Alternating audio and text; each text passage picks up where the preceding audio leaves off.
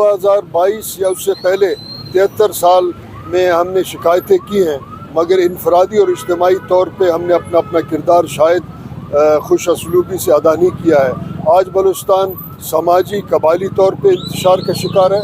आज बलूचिस्तान सियासी पार्टियों पे ठेकेदारों, स्मगलरों और सियासी मलंगों का कब्ज़ा है। तो इसका मतलब है कि 2022 एक बहुत बड़े बहरान का साल था, मगर जहाँ लोग किताब और इल्म से अपने आप को जोड़ेंगे तो इस किस्म के बहरानों से निकल सकेंगे।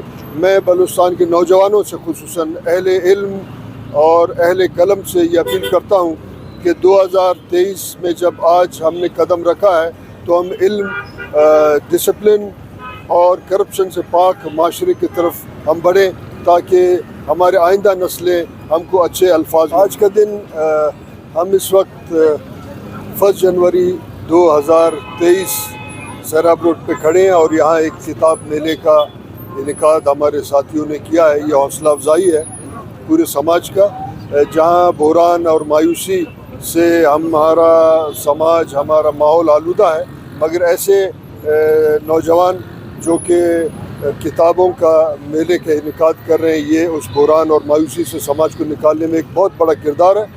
मैं समझता हूँ कि ये एक बहुत बड़ा खिदमत है कि जिस समाज को लोग पसमानदा बनाने का कोशिश कर रहे हैं, पसमानदा समझते हैं, उस समाज के नौजवान फुटपाथों पे भी इल्म और किताब दोस्ती का माहौल को बना रहे हैं। तो मैं समझता हूँ कि मायूसी से निकालने में एक बहुत बड़ा किरदार है इन नौजवानों के। इनको मैं मुबारकबाद पेश करता हूँ।